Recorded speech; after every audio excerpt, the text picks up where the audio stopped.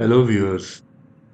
आज एक हम ऐसे जेट كما نعلم के बारे में बात طيب أعزائي करेंगे المشاهدين जो कि تتمتع طائرة الحروب जिसने الجوية दुबई एयर शो والطيران में भी पूरे والقطار तरीके से بسماء الإبداع بآفاق पार्टिसिपेट किया है وجمال और لا जिसके مثيل له.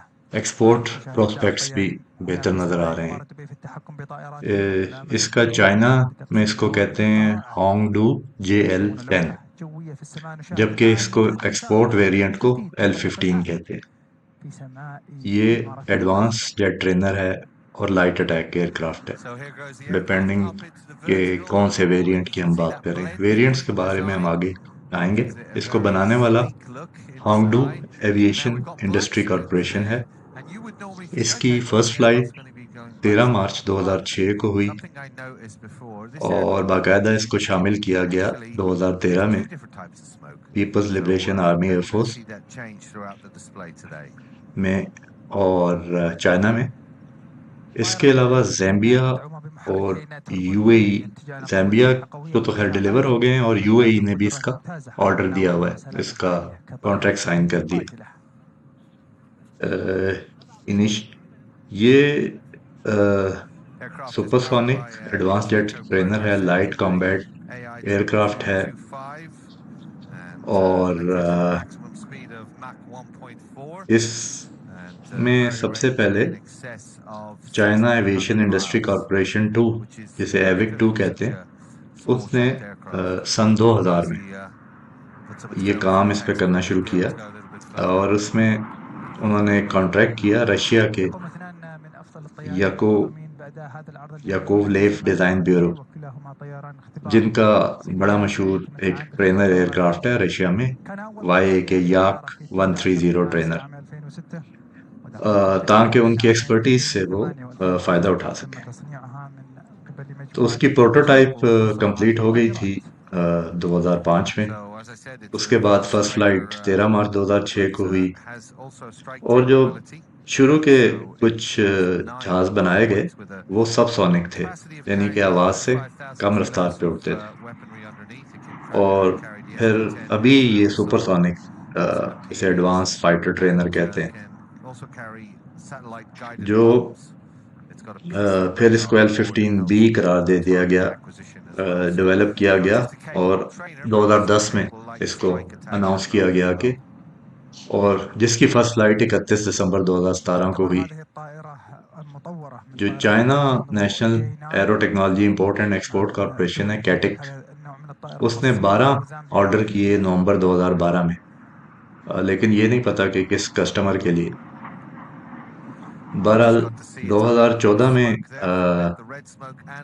ज़ैम्बिया ने 6 ऑर्डर किए जिनको L15Z कहा गया 2014 में, और $100 मिलियन में 6 जहाज लिए उन्होंने। और उनकी डिलीवरीज हुई 2016 और 17 के दरमियान ज़ैम्बियन एयरफोर्स को। They are absolutely جوة. जो وجدير بالذكر أعزائي المشاهدين पीपल्स أنه लिबरेशन आर्मी एयरफोर्स है, الإمارات العربية उन्होंने इसका المتحدة ये वाला वर्जन जो है تعتبر أول 2019 में دولة इस्तेमाल تعشق करना शुरू تسهيل किया। استيراد ये जो وتصنيع كل सुपरसोनिक الطائرات वर्जन है करंट वाला, F-15 لشراء 5 طائرات इसके बारे में कहा وسوف जाता يتم है कि شراء ये 36 طائرة إضافية अ, في المستقبل. जो ट्रेनी पायलट होता है उसका जो टाइम है वो काफी हद तक घटा देता है, यानी कि इतना अच्छा है कि स्टूडेंट का सीखने का टाइम इस पे कम लगता है, ताकि वो जेट फाइटर पे कन्वर्ट हो सके, चला सके, proper single seat jet fighter चला सके इस पे सीखने के बाद। 23 फरवरी 2022 को यूएई ने ये इरादा जाहिर किया कि, बल्कि अनाउंस किया कि 12 L15 वो खरीदेंगे وشاهد الحضور और हो الكبير सकता है कि للجيش 36 और भी الأمريكي. खरीदें। هذه الحركات والمناورات التي उस डील يشهدها की टोटल वैल्यू नहीं बताई गई, الطيار लेकिन الصيني على F-15 यूएई का एक न्यूज़पेपर है द नेशनल, تقريبا يلامس حدود उसने المليار कहा कि في عالم الطيران. ये जहाज जो है ये 10 ما से يستهدف 15 هو मिलियन الطيران डॉलर الاحترافي الأداء पर المتميز यूनिट के दरमियान में होगा। يعكس أيضا توازن बाकी الفائق इसके بين डिजाइन में फ्लाई बाय वायर है, ग्लास कॉकपिट है, अ, इसके बाद जो इसका इनिशियल सबसोनिक वर्जन था जिसे L15A कहते थे, उसका इंजन भी डिफरेंट था और उस पे 7 hard points, weapon hard points, यानी कि जिन हार्ड पॉइंट्स पे आप वेपन लगा सकते हैं वो 7 थे। जबकि जो अभी सुपरसोनिक है इस पे जो आफ्टर बर्नर के साथ जो इंजन है वो है AI 222K-25। ये अवेंको प्रोग्रेस कंपनी का है, जो इनिशियली यूक्रेनियन रशियन कंपनी थी, लेकिन अब रशियन कंपनी 2015 के बाद इंडिपेंडेंटली ये इंजन डेवलप कर रही है। बहरहाल जो अभी करंट है L-15B जिसे يتطلب कहते हैं वो التزام लाइट अटैक है। احترافي وسرعته الخطيرة और उसमें ये والوثوق वाला इंजन लगा है जो मैंने बताया है, जो ما يضفي मैक्सिमम لمسة من मैक الاعتزاز بعالم 1.4 तक जा السباق सकता है। والانسجام بأسلوب خاص مع السماء. और ذلك باستخدام मैक التوجيه وأوقات 1.4 जो الحركة है वो المختلفة रीजनेबल كما نشاهد आप कह الآن सकते हैं कि طائرة स्पीड है F-15. कि जहाज को प्रैक्टिकली इससे ज़्यादा स्पीड्स नहीं चाहिए होती। आप अगर कहें कि मैक 2 वाला जहाज जो है वो कुछ सुपीरियर होगा तो ऐसी बात नहीं है। इसीलिए उन्होंने इस चीज़ पे इतना फोकस नहीं किया ओवरऑल पैकेज बनाने में। जो इसका अर्लियर वर्जन था सबसोनिक, उसकी निस्बत ये जो बी वर्जन है उसमें टेक ऑफ और लैंडिंग डिस्टेंस भी कम है और दो हार्ड पॉइंट्स ज़्यादा हैं। यानी कि उसमें 7 हार्ड पॉइंट्स थे वेपन के, तो इसमें 9 हार्ड पॉइंट्स हैं। इसके अलावा इसका रडार पैसा है, PESA, पैसा रडार। तो आपको अगर रडार्स की किस्मों में फ़र्क पता है तो نشاهد इसका الآن पैसा الحادث रडार है, التي طائرة ال-15B PESA। بالإضافة إلى جهة इसके التدريب अलावा والاستعداد अम, هنا في مطار آل مكتوم जो بعد هذا العرض الشيق. इसके ऑपरेटर्स हैं उसमें पीपल्स लिबरेशन आर्मी एयरफोर्स जो है उसके पास 50 से ज़्यादा हैं। People's liberation army naval force जो उनकी नेवी है चाइना की, उसके पास 12 हैं। ज़ैम्बियन एयरफोर्स के पास 6 हैं करंटली, لتوديع طائرة जबकि F-15B यूएई के पास اليومي الأول 12 بالمعرض الجوي इनिशियल ऑर्डर है और 48 2024. और भी हो सकते हैं। وحينها अ, نستعد الآن नहीं, टोटल لاستقبال 48 हो सकते हैं, अभी 12 हैं طائرة और टोटल الميراج 48 हो सकते हैं। 2000-9 इसमें الإماراتي दो क्रू الجديد हैं, लेंथ برعاية 40 الدولة फीट है للقوات इसकी, الجوية 8 inch wing span, والدفاع 30 feet 10 inch है, हाइट 15 फीट 5 इंच है और max take off weight 11,600 kg। और फेरी रेंज लिखी है 2,600 किलोमीटर।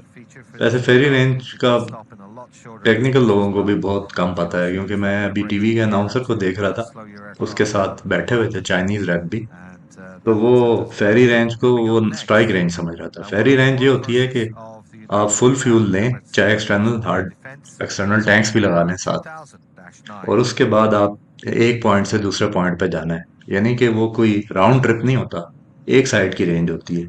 तो फेरी रेंज को आप स्ट्राइक या कॉम्बैट रेंज से नहीं कंपेयर कर सकते। कॉम्बैट रेंज भी कम ज्यादा होती है कि जिस तरह का आपने वेपन लोड उठाया हो उस हिसाब से। तो फेरी रेंज के लफ्ज का मतलब बड़े लोग कंफ्यूज करते हैं इस लफ्ज को। बाकी हार्ड, जिसके हार्ड पॉइंट्स हैं आर्मामेंट वाले, उनकी कैपेसिटी है 3,500 kg। बाकी SD-10 air to air missile यानी कि medium range air to air missile भी फायर कर सकता है, PL-8 के अलावा। PL-8 शॉर्ट रेंज है। SD-10 जो है वो चाइनीज, अभी करंटली पाकिस्तान के पास जो लॉन्गेस्ट रेंज है वो SD-10 ही है, चाइनीज। बाकी अ, कुछ कुछ और भी प्लान है, लेकिन ये है कि इसके अलावा laser guided satellite bombs fire कर सकता है। अ, और मैंने इसको इसलिए भी मेंशन किया कि उम्मीद है कि खबरें ये ऐसी चल रही हैं कि पाकिस्तान भी इसमें इंटरेस्ट जाहिर कर रहा है, तो काफ़ी केपेबल एयरक्राफ्ट है अपेरेंटली ये, तो एक अच्छा कैंडिडेट्स हो सकता है हमारी फाइटर ट्रेनर की फ्लीट्स के लिए, यानी कि K-8 और T-37 को रिप्लेस करने के लिए एक अच्छा मल्टी मिशन टाइप का जहाज हो सकता है ये भी। ज़ाहिर है इसके मुकाबले में वो टर्की ने जो हूर जेट डेवलप किया है वो इसके कंपटीशन में है। तो आ, इसकी बुनियादी एक्स्ट्रा चीज तो यही नजर आती है कि इसके टू दो इंजन है इसके, जिनके सर्टन बेनिफिट्स हैं। आप मेरी हूर जेट वाली वीडियो देखें तो उसमें मैंने डिटेल से उस पर बात की है। तो आज के लिए इतना ही, आइंदा के लिए take care, bye. Don't forget to like, subscribe, and share my video. Take care. Bye.